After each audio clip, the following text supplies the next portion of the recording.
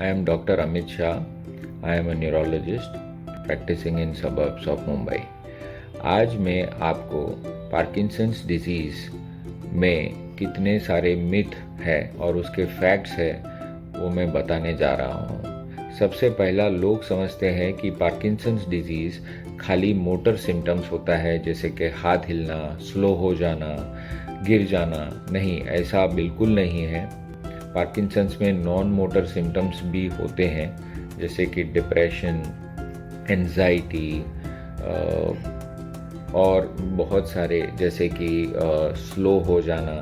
वो भी एक प्रकार के सिम्टम्स है जो हमें ध्यान में रखने चाहिए और कंसल्टेंट न्यूरोलॉजिस्ट के पास जाना ज़रूरी है। ऐसा ज़रूरी नहीं है कि खाली ट्रेमर्स या मोटर सिम्टम्स ही होते हैं। नॉन मोटर सिम्टम्स जैसे कि संडास का ना होना, कॉन्स्टिपेशन होना, और वो भी एक प्रकार का सिम्टम्स, अर्ली सिम्टम्स हो सकता है।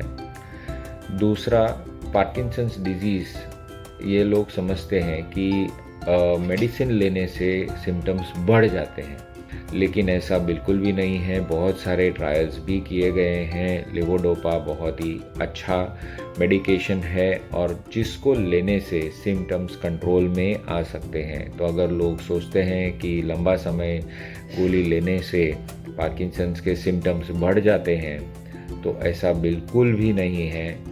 हालांकि बहुत सारे ट्रायल में प्लासिबो का भी यूज़ किया गया है और उसमें देखा है कि लेवोडोपा कार्बिडोपा का जो कॉम्बिनेशन है वो ऑन द लॉन्ग रन बहुत ही अच्छा रहता है और पेशेंट्स इम्प्रूव होते हैं, जो प्लासिबो दवाई से नहीं होते हैं। तीसरा मिथ ये है कि लोग समझते हैं कि पार्किंसंस डिजीज़ हमेशा ट्रेमर्स का बीमारी है। नहीं, ये पार्किंसंस डिजीज़ में हमेशा ट्रेमर्स होना ज़रूरी नहीं है।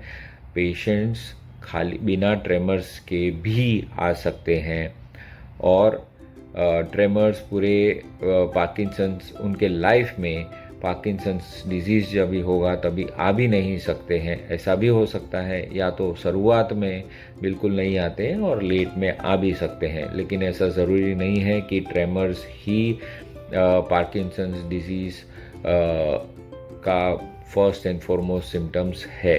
ऐसा ज़रूरी नहीं है। चौथा मिथ ये है, लोग समझते हैं कि मेडिकेशंस के अलावा इसमें कुछ भी नहीं होता है। मैं ये बताना चाहता हूँ कि मेडिकेशंस बहुत ज़रूरी है पार्किंसंस डिजीज़ के लिए, बट साथ साथ में एक्सरसाइज करना बहुत ही ज़रूरी है। करीबन 1 घंटे अगर आपने अच्छे से एक्सरसाइज किया तो पार्किंसंस डिजीज़ का कंट्रोल बहुत ही अच्छा आ सकता है।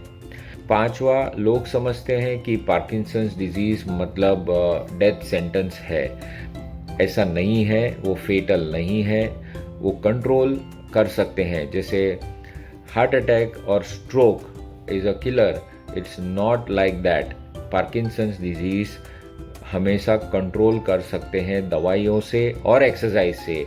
जितना एक्सरसाइज करेंगे और दवाई अच्छे से लेंगे, जिस प्रकार डॉक्टर बताते हैं, उतना अच्छा मेंटेन हो सकता है पार्किंसंस डिजीज़ का कंट्रोल।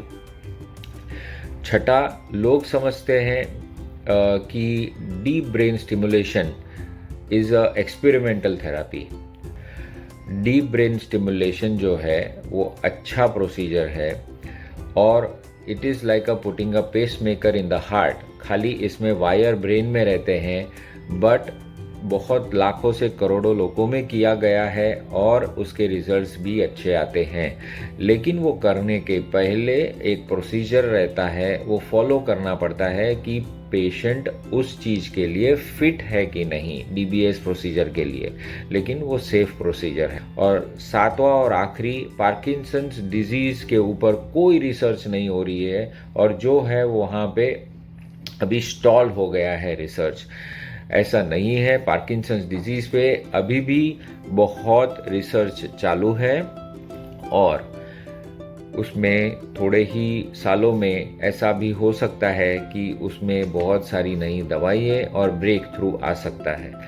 तो ये सब जो मिथ है उसको आप अपने मन से निकाल दीजिए और पार्किंसंस डिजीज़ को कंट्रोल करने के लिए आप दवाइयाँ और एक्सरसाइज अगर करेंगे तो अच्छा रहेगा। धन्यवाद।